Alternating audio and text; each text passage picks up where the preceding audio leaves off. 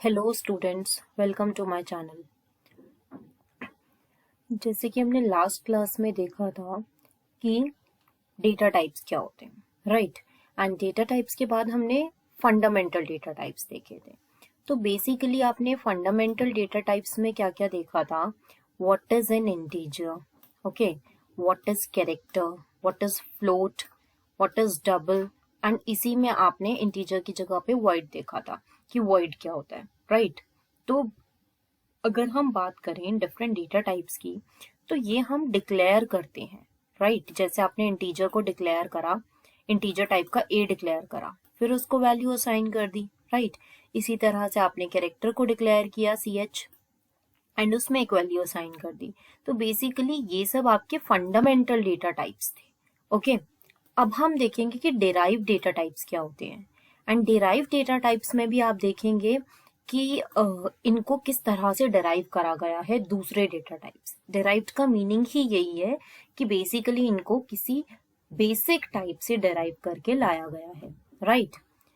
ठीक है, तो फर्स्ट टाइप आता है आपका एरेज। एरे क्या होता है? Array is basically a named list of finite number of similar data elements। अब इसका क्या मतलब हुआ? जैसे कि आपने एक इंटीजर लिख दिया। If you'll just talk about an integer, अगर आप सिर्फ इंटीजर की बात करते हैं तो आपने एक ए वेरिएबल डिक्लेयर कर दिया इंटीजर टाइप का, ठीक है। और वहीं पे अगर मैं बात करूं एरे की, एरे क्या है? एक लिस्ट है, एक लिस्ट है कंप्लीट, जिसमें कि सेम एलिमेंट्स होते हैं, सेम डेटा टाइप के, ठीक है। तो मैंने एक इंटीजर लिखा, इंटीजर टाइप लिखा और उसमें एक एरे लिखा, ये दिस इज द नेम। अगर मैं सिर्फ इतना देखूं, इंटीजर एरे, आप इसको डिफाइन कर रहे हैं, तो ये क्या हुआ? ये आपने सिर्फ एक इंटीजर को डिक्लेयर कर दिया, इंटीजर टाइप का एक वेरिएबल डिक्लेयर कर दिया। लेकिन अगर इसी के अंदर मैं एक लिस्ट पास कर दूं 10 एलिमेंट्स की, तो ये क्या हो गया? ये एक एरे बन जाता है, जिसको कि हम क्या कहेंगे कि ये एरे जो है, A double R, is basically the name of array. और इसका टाइप क्या है? इंटीजर। और इस लिस्ट का साइज है 10 एलिमेंट्स। तो बेसिकली ये जो आपका एरे होगा, ये अपने अंदर 10 एलिमेंट्स को स्टोर कर सकता है, राइट। तो अगर आप रेफर करना चाहें तो देखो, इसके अंदर आप एक 0th पोजीशन होगी एरे की, ओके। मतलब बेसिकली इसकी जो सीक्वेंसिंग होती है वो 0 से स्टार्ट होती है टिल साइज -1। जैसे इसका साइज 10 है तो एरे ऑफ 9 तक इसमें हम एलिमेंट स्टोर करा सकते हैं, एरे ऑफ 1। देन आपका सिमिलरली ऐसे करते करते एरे ऑफ 9 तक हम इसके अंदर एलिमेंट्स को स्टोर करा सकते हैं, ठीक है। तो ये एक कलेक्शन है, एक लिस्ट है 10 एलिमेंट्स की, ठीक है। तो यही चीज आपको यहाँ पे कही गई है, बेसिकली एक नेम्ड लिस्ट है। नेम्ड लिस्ट का मीनिंग हुआ आपने जो वेरिएबल का नाम दिया है, ठीक है, that is A double R array.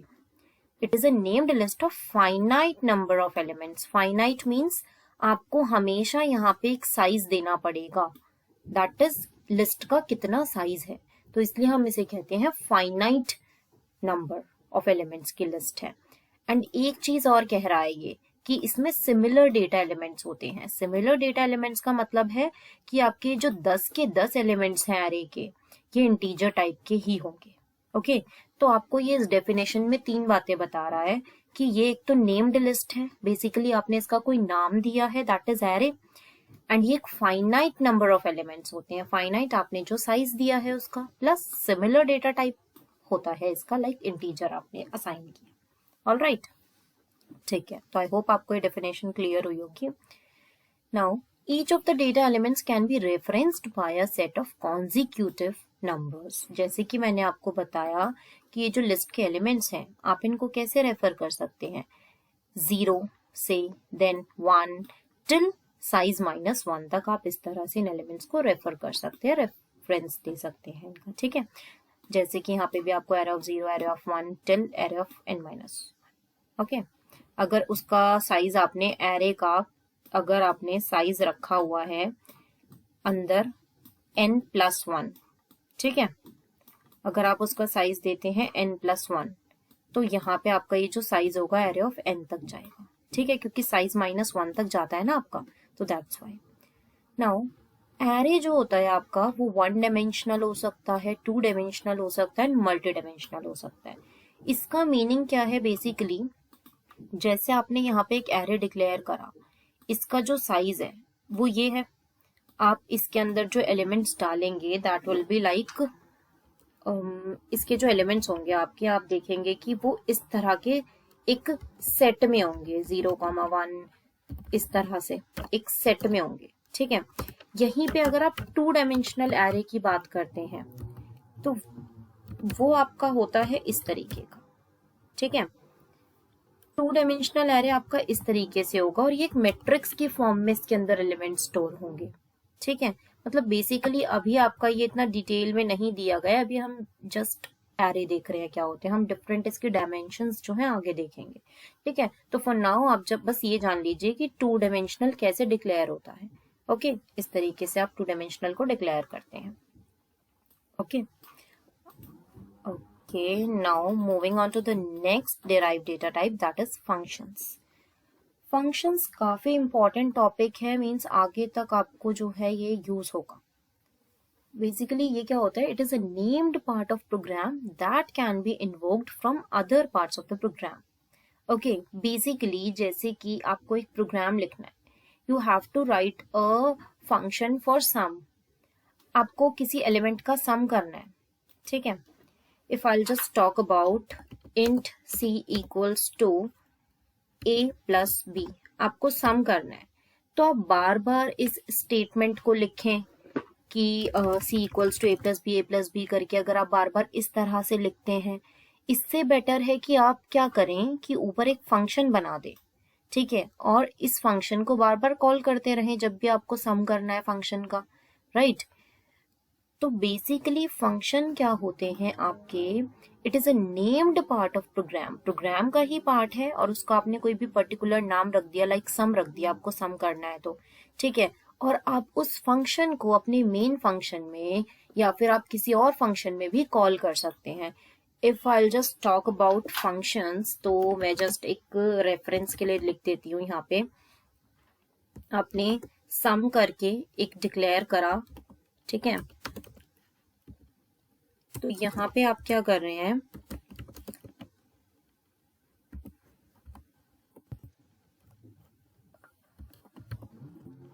आप यहाँ पे 2 एलिमेंट्स का सम रिटर्न करा रहे हैं, लाइक राइट, ओके।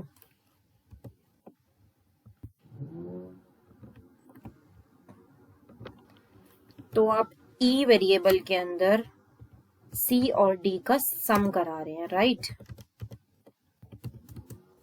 एंड आपने इस वैल्यू को रिटर्न करा दिया, E को आपने रिटर्न करा दिया, ठीक है।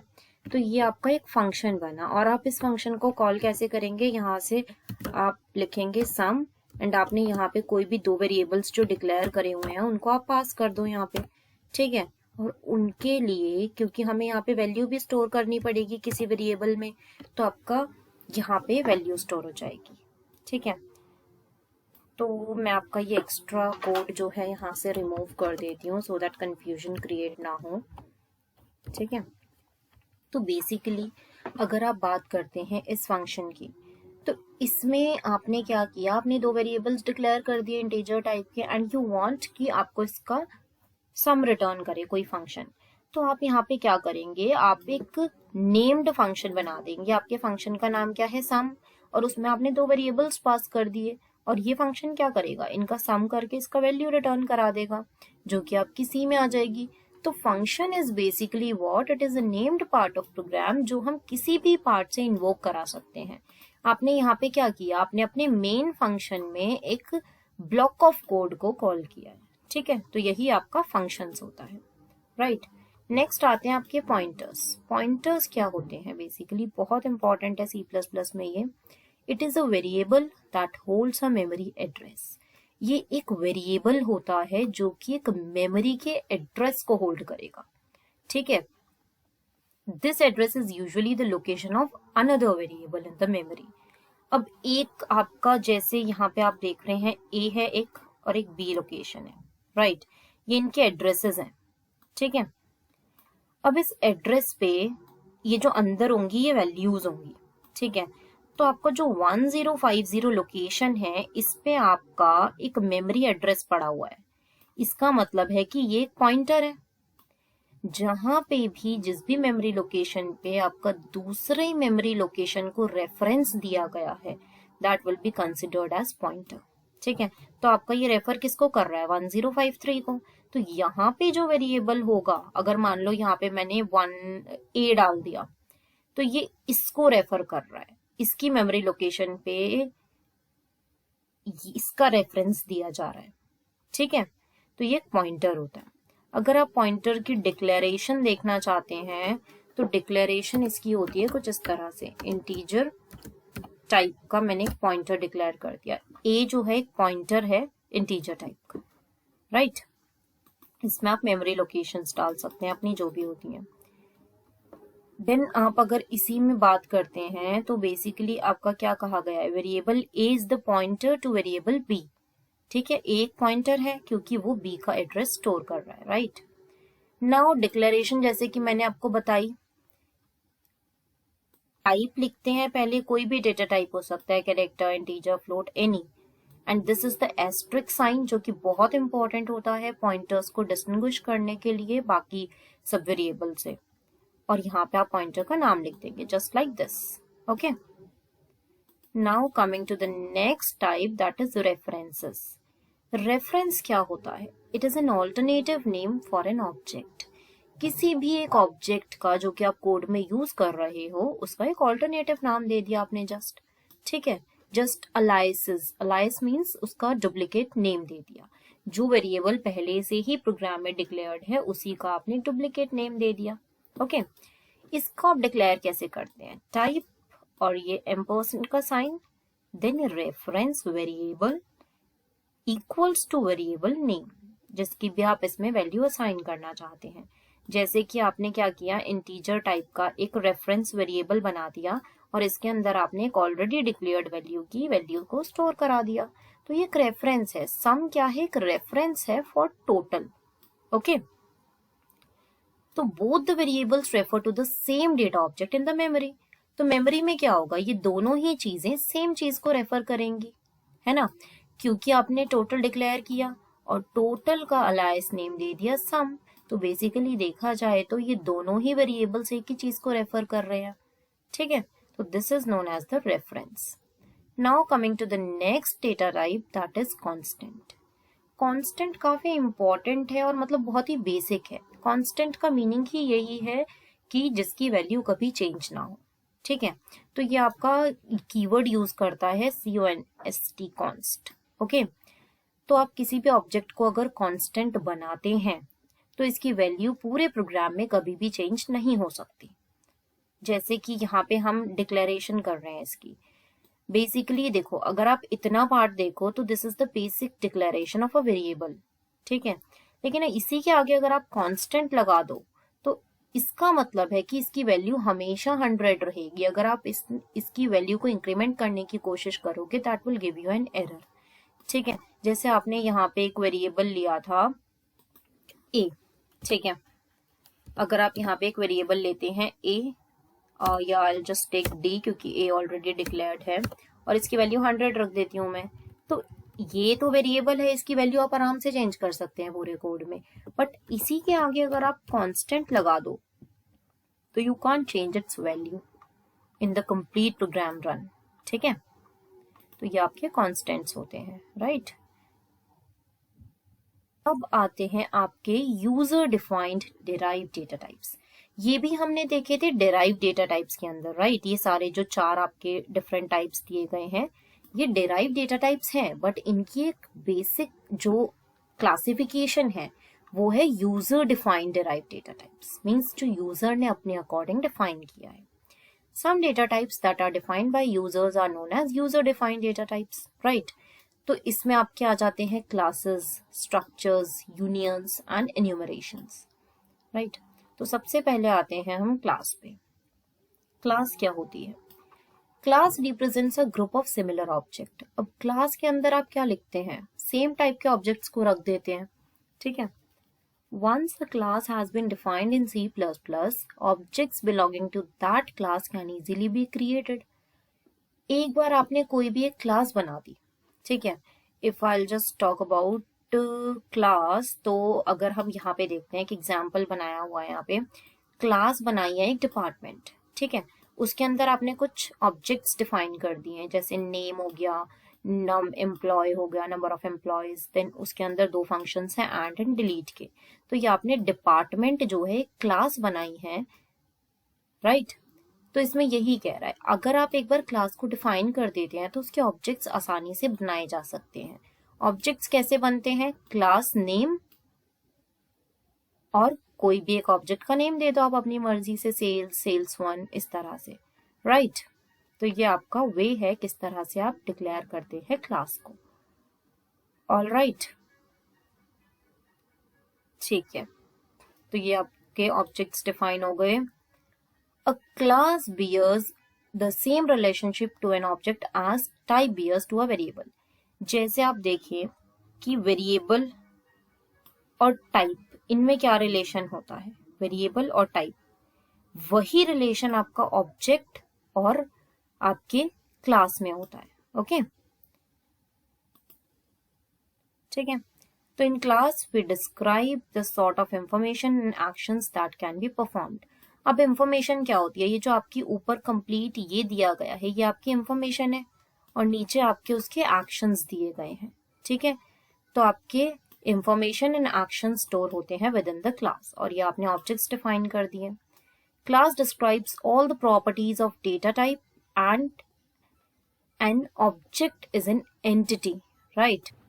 तो आपकी जो क्लास है वो सारी प्रॉपर्टीज को डिफाइन करती है, ठीक है. और इसके अंदर जो ऑब्जेक्ट होता है वो एक एंटिटी होती है जो कि उसको रेफर करने के लिए यूज होता है, right. Now coming to the next user defined derived data type, that is structures. Structures क्या होते हैं? It is a collection of variables of different data type. इसमें हम अलग अलग डेटा टाइप्स के वेरिएबल को रखते हैं, ठीक है, एक ही नेम के under. Providing of convenient means of keeping related information together. Basically ये भी क्लास की तरह ही होता है. इसके अंदर हम डिफरेंट डेटा टाइप की इंफॉर्मेशन को स्टोर करते हैं, ठीक है. और इसके अंदर कीवर्ड हमारा स्ट्रक्ट यूज होता है. जैसे क्लास में आपका क्लास यूज हो रहा था, स्ट्रक्ट में आपका स्ट्रक्चर में स्ट्रक्ट यूज होता है. तो स्ट्रक्चर को आप कुछ इस तरह से डिफाइन करते हैं, जस्ट स्ट्रक्ट आपका कीवर्ड होगा जैसे क्लास में होता है, और उसका एक आप नाम देंगे क्लास का या स्ट्रक्चर का, और उसके अंदर आपने डिफरेंट जो आपकी प्रॉपर्टीज हैं उनको डिफाइन कर दिया, जो भी एलिमेंट्स हैं, राइट. और फिर आपकी जब क्लास कंप्लीट डिक्लेयर हो जाती है, आपका स्ट्रक्चर डिक्लेयर हो जाता है, तो आप उसके अंदर उसके ऑब्जेक्ट्स को डिफाइन करते हैं by using its name, and then आप अपने हिसाब से ऑब्जेक्ट का नाम दे दीजिए.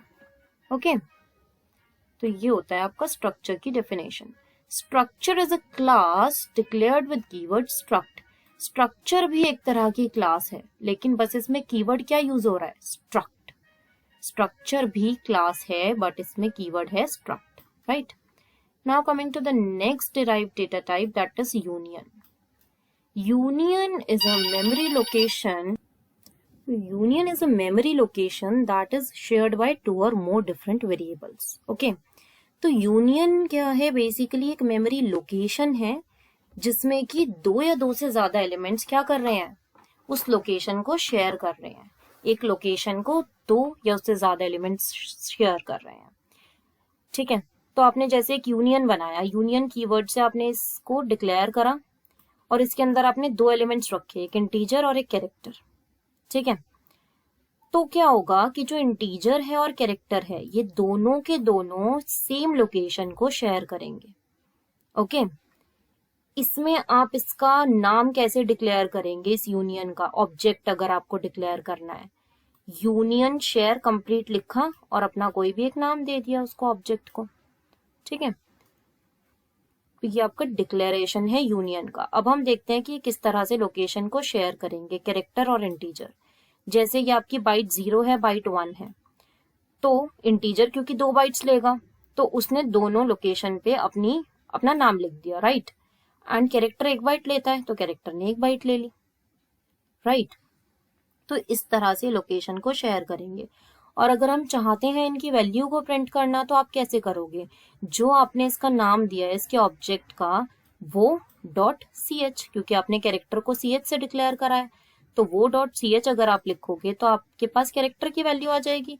यहीं पे अगर आप i लिखते ch डॉट तो आपके पास इंटीजर की वैल्यू आ जाती।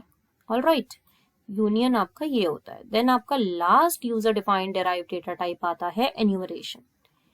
This is an alternative method to name integer constant. जो इंटीजर कांस्टेंट होते हैं उसी का एक दूसरा नाम है इनम। ओके, जैसे आप इसको डिक्लेयर कर रहे हैं इस तरीके से, ठीक है। तो क्या होगा कि इसमें बाय डिफॉल्ट वैल्यूज 0 से असाइन होने लगेंगी। स्टार्ट को 0 वैल्यू असाइन हो जाएगी, पॉज को 1 एंड GOO को 2। तो आप इसमें जैसे भी अगर आप जैसे आप कैलेंडर मंथ्स को सीक्वेंसिंग देना चाहते हैं तो आपने इनम में सारे मंथ्स के नाम लिख दिए, तो वो बाय डिफॉल्ट उसको 0 से लेके 11 तक असाइन कर देगा वैल्यू, ठीक है। जैसे आपको स्टार्ट को यहाँ पे 0 दे दी, इसको 1 दे दी, इसको 2 दे दी, ठीक है। और ये जो है आपका जस्ट एज कांस्टेंट बिहेव करेगा। जैसे अगर आप स्टार्ट की वैल्यू को 0 रख देते कॉन्स्ट लगा के, इसकी 1 रख देते, इसकी 2 रख देते, इस तरीके से, ठीक है। तो ये आपका क्या हुआ, ये एन्यूमरेशन हुआ। तो आई होप आपको ये सारी चीजें क्लियर हुई होंगी कि यूजर डिफाइंड डेटा टाइप्स क्या होते हैं, डेराइव डेटा टाइप्स क्या होते हैं, कि आपके बहुत इंपॉर्टेंट बेसिक्स हैं जो कि आपके क्लियर होने चाहिए। So I hope you like this session. So do like and subscribe my channel for further updates. Thank you.